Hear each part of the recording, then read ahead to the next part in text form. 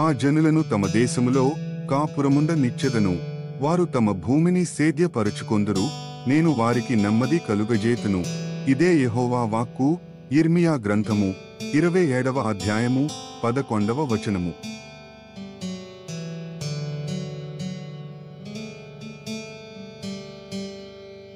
ఆ జనులను తమ దేశములో కాపురముండ నిచ్చెదను.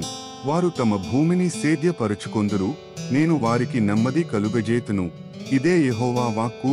యిర్మీయా గ్రంథము 27వ అధ్యాయము 11వ వచనము.